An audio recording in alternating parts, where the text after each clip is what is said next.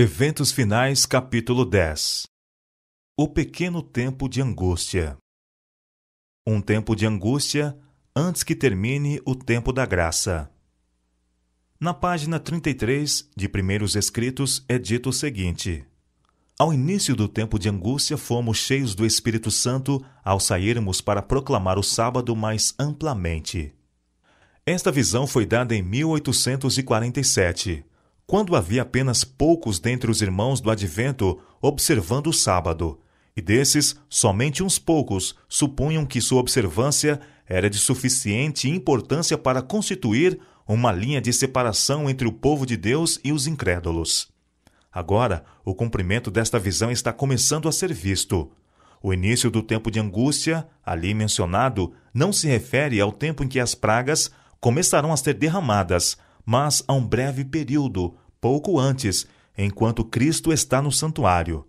Nesse tempo, enquanto a obra de salvação está se encerrando, tribulações virão sobre a terra, e as nações ficarão iradas, embora contidas para não impedir a obra do terceiro anjo. O fim da liberdade religiosa nos Estados Unidos. A lei de Deus, pela intervenção de Satanás, irá ser invalidada. Em nossa terra de alardeada liberdade, a liberdade religiosa terá o seu fim. A luta será decidida no que toca ao assunto do sábado e agitará o mundo inteiro.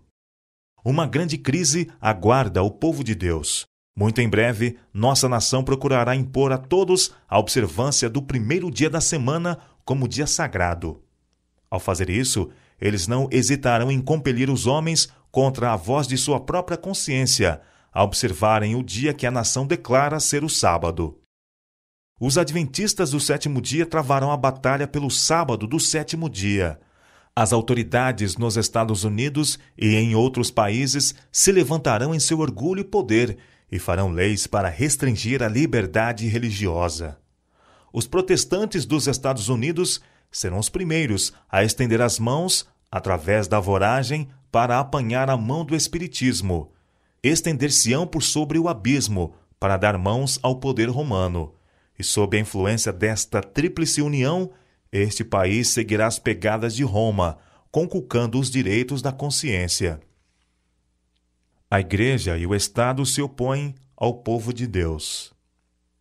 Todos quantos não se curvarem ao decreto dos concílios nacionais e obedecerem às leis nacionais para exaltar o sábado instituído pelo homem do pecado, para menosprezar o santo dia de Deus, sentirão não somente o poder opressivo do papado, mas do mundo protestante, a imagem da besta. As organizações religiosas que recusam ouvir as mensagens de advertência da parte de Deus estarão sob forte engano e se unirão com o poder civil para perseguir os santos. As igrejas protestantes se unirão com o poder papal para perseguir o povo de Deus que guarda os mandamentos. Esse poder, semelhante a um cordeiro, se une com o dragão para pelejar contra os que guardam os mandamentos de Deus e têm o testemunho de Jesus Cristo. A Igreja apelará para o braço forte do poder civil, e nesta obra unir-se-ão romanistas e protestantes. Perante os tribunais. Os que viverem durante os últimos dias da história terrestre saberão o que significa ser perseguido por causa da verdade. Nos tribunais prevalecerá a injustiça. Os juízes recusarão ouvir as razões dos que são leais aos mandamentos de Deus, porque sabem que os argumentos em favor do quarto mandamento são irrefutáveis. Eles dirão: temos uma lei, e de conformidade com a nossa lei, ele deve morrer. A lei de Deus não é nada para eles. Nossa lei lhes é suprema. Os que respeitam essa lei humana serão favorecidos, mas não serão concedidos favores aos que não se submetem ao falso sábado. Se formos levados aos tribunais, devemos abrir mão de nossos direitos, a menos que isso nos ponha em conflito com Deus. Não estamos pleiteando os nossos direitos, mas o direito de Deus ao nosso serviço. Os adventistas serão tratados com desprezo. O mesmo espírito despótico que noutras eras tramou contra os fiéis há de tentar extirpar da face da terra os que temem a Deus e obedecem à sua lei. A riqueza, o gênio e a educação hão de aliar-se a fim de cobri-los de ignominia. Magistrados perseguidores, ministros e membros de igreja hão de conspirar com eles. De viva voz e com a pena, com ameaça, escárnio e zombaria, hão de tentar derrotar sua fé. Tempo virá em que, por defendermos a verdade bíblica, seremos considerados traidores. Os que honram o sábado bíblico serão denunciados como inimigos da lei e da ordem, como que a derribar as restrições morais da sociedade, causando anarquia e corrupção e atraindo juízos de Deus sobre a terra. Declarar-se-á que seus conscienciosos escrúpulos são teimosia, obstinação e desdém à autoridade. Serão acusados de deslealdade para com o governo. Todo o que nesse dia mau se dispuser a servir a Deus com destemor, segundo os ditames de sua consciência, necessitará de coragem, firmeza e do conhecimento de Deus e sua palavra. Pois os que forem fiéis a Deus serão perseguidos, seus motivos impugnados, desvirtuados seus melhores esforços e seus nomes repudiados como um mal. Perseguições de todo tipo. As perseguições dos protestantes pelo romanismo, por cujo intermédio a religião de Jesus Cristo quase foi aniquilada, serão mais que igualadas quando o protestantismo e o papado se unirem. Satanás tem milhares de meios de agressão disfarçados, que serão usados contra o leal povo de Deus, que guarda os mandamentos, para compeli-los a violentar a consciência. Não precisamos surpreender-nos com coisa alguma que ocorra agora. Não precisamos maravilhar-nos de nenhuma manifestação de horror. Os que espezinham a lei de Deus com pés profanos têm o mesmo espírito dos homens que insultaram e traíram a Jesus. Sem qualquer remorso, eles farão as obras de seu pai, o diabo. Os que desejam avivar a memória e ser instruídos na verdade precisam estudar a história da igreja primitiva durante e imediatamente após o dia de Pentecostes. Estudai atentamente no livro de Atos as experiências de Paulo e dos outros apóstolos, pois o povo de Deus em nosso tempo terá de passar por experiências similares. Privados de todo apoio terreno. As riquezas acumuladas logo serão inúteis. Quando sair o decreto de que ninguém poderá comprar ou vender, senão aqueles que tiverem o sinal da besta, muitos recursos não terão utilidade alguma. Deus requer que façamos agora tudo o que estiver ao nosso alcance para transmitir a advertência ao mundo. Tempo virá em que de modo algum poderemos vender. Logo sairá o decreto proibindo os homens de comprar ou vender a qualquer pessoa, senão aos que tenham o sinal da besta. Estivemos perto de ver isto realizar-se na Califórnia, há pouco tempo atrás, mas foi apenas a ameaça do sopro dos 4 ventos. Até agora, eles têm sido contidos pelos 4 anjos. Não estamos bem preparados. Ainda há outra obra a ser efetuada, e então os anjos receberão a ordem de soltá-los para que os 4 ventos soprem sobre a terra. Na última grande batalha do conflito com Satanás, os que são leais a Deus hão de ser privados de todo o apoio terreno. Por se recusarem a violar-lhe a lei, em obediência a poderes terrestres, ser-lhes-á proibido comprar ou vender. Satanás diz: pelo temor de que lhes venha a faltar alimento e vestuário, eles se unirão com o mundo na transgressão da lei de Deus. A terra estará inteiramente sob meu domínio. Alguns serão encarcerados por causa de sua fé. Alguns serão encarcerados por se recusarem a profanar o sábado do Senhor.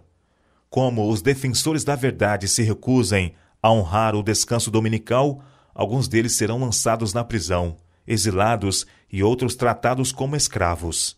Para a sabedoria humana, tudo isso parece agora impossível, mas, ao ser retirado dos homens o Espírito de Deus, o qual tem o poder de reprimi-los, e ao ficarem eles sob o governo de Satanás, que odeia os preceitos divinos, hão de acontecer coisas estranhas. Quando o temor e o amor de Deus são removidos, o coração pode tornar-se muito cruel. Se formos chamados a sofrer por amor de Cristo, seremos capazes de ir para a prisão confiando nele, como uma criancinha confia em seus pais. Agora é o tempo de cultivar fé em Deus. muitos serão condenados à morte. A melhor coisa para nós é entrar em íntima ligação com Deus, e se Ele quiser que sejamos mártires por amor à verdade, isto poderá ser o meio de conduzir muitos outros à verdade. Muitos serão encarcerados, muitos fugirão das cidades e vilas para salvar a vida, e muitos serão mártires por amor a Cristo, colocando-se em defesa da verdade. Há perante nós a perspectiva de uma luta contínua, com risco de prisão, perda de propriedade e da própria vida, para defender a lei de Deus. Requerer-se-á dos homens que rendam obediência a editos humanos em violação da lei divina. Os que forem fiéis a Deus serão ameaçados, denunciados, proscritos. Serão entregues pelos pais, irmãos e parentes e amigos até mesmo à morte. Não havemos de ter a coragem e a fortaleza dos mártires de outrora, enquanto não chegarmos à posição em que eles se acharam. Caso deva haver uma volta da perseguição, será dada graça para despertar toda a energia da alma para mostrar verdadeiro heroísmo. Os discípulos não foram revestidos da coragem e fortaleza dos mártires, senão quando essa graça se tornou necessária. Como permanecer firme sob perseguições? Notaremos que precisamos desprender-nos de todas as mãos, exceto a mão de Jesus Cristo. Amigos mostrar-se-ão alivosos e nos trairão. Parentes, enganados pelo inimigo, julgarão prestar serviço a Deus, opondo-se a nós e envidando o máximo esforço para colocar-nos em situações difíceis, esperando que neguemos a nossa fé. Em meio, porém, das trevas e do perigo, podemos depositar nossa mão na mão de Cristo. A única maneira pela qual os homens poderão permanecer firmes no conflito é estar arraigados e firmados em Cristo. Eles precisam receber a verdade como é em Jesus, e somente quando é apresentado desta maneira pode a verdade suprir as necessidades da alma. A pregação de Cristo crucificado, Cristo, justiça nossa, é o que sacia a fome da alma. Quando firmamos o interesse das pessoas nesta grande verdade central, fé, esperança e coragem advêm ao coração. Por causa de sua fé, muitos serão privados de um lar e herança neste mundo. Mas, se entregarem o coração a Cristo, recebendo a mensagem de sua graça e confiando no seu substituto e fiador, o Filho de Deus, ainda poderão encher-se de alegria. A perseguição espalha o povo de Deus. Em vários lugares, ao ser incitada a hostilidade contra os que observam o sábado do Senhor, talvez se torne necessário que o povo de Deus se mude desses lugares para outros em que não sejam combatidos tão acerbamente. Deus não requer que seus filhos permaneçam onde, pela atitude de homens ímpios, sua influência perca o efeito e sua vida seja exposta ao perigo. Quando a liberdade e a vida correm perigo, não é meramente nosso privilégio, mas nosso claro dever ir a lugares em que as pessoas estejam dispostas a ouvir a palavra da vida e onde as oportunidades para pregar a palavra sejam mais favoráveis. Logo chegará o tempo em que o povo de Deus, por causa da perseguição, será espalhado em muitos países. Os que receberam uma educação equilibrada sair-se-ão bem onde quer que estiverem. A perseguição conduz à unidade entre o povo de Deus. Quando a tempestade da perseguição realmente desabar sobre nós, as verdadeiras ovelhas ouvirão a voz do verdadeiro pastor. Abnegados esforços serão envidados para salvar os perdidos, e muitos que vaguearam longe do aprisco retornarão para seguir o grande pastor. O povo de Deus se coligará e apresentará ao inimigo uma frente unida. Em vista do perigo comum, cessará a luta pela supremacia, e não haverá disputa sobre quem será considerado maior. A crise torna mais evidente a interferência de Deus. De vez em quando, o Senhor tem manifestado sua maneira de agir. Ele está atento ao que se passa na terra, e quando tem havido uma crise, tem se revelado e interposto para impedir a realização dos planos de Satanás. Muitas vezes tem permitido que questões concernentes às nações, a famílias e a indivíduos cheguem a uma crise para que a sua interferência se torne evidente. Então, ele tem deixado que se conheça o fato de que há um Deus em Israel que ampara e defende seu povo. Quando a oposição à lei de Jeová quase for universal, quando seu povo for oprimido e afligido pelos semelhantes, Deus intervirá. As fervorosas orações de seu povo serão atendidas, pois ele gosta que seu povo busque de todo o coração e confie nele como libertador. Durante algum tempo será permitido que os opressores triunfem sobre os que conhecem os santos mandamentos de Deus. Até o fim, Deus permite que Satanás revele seu caráter como mentiroso, acusador e assassino.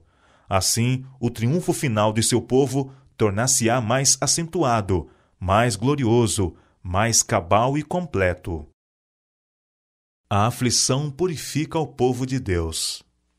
Logo, há de haver perturbações por todo o mundo. Cumpre que cada qual procure conhecer a Deus. Não temos tempo para esperar. O amor de Deus à sua igreja é infinito. Incessante é seu cuidado de sua herança. Ele não permite que aflição humana alguma sobrevenha à igreja, senão unicamente a que é necessária para sua purificação, seu bem presente e eterno. Purificará sua igreja assim como purificou o templo no princípio e no fim de seu ministério na terra. Tudo o que ele traz sobre a igreja, em forma de provações e aflições, falo para que seu povo adquira mais profunda piedade e mais força para levar a todas as partes do mundo as vitórias da cruz. Aflições, cruzes, tentações, adversidades e nossas várias provações são os agentes divinos para nos purificar, santificar e preparar-nos para o celeiro celeste.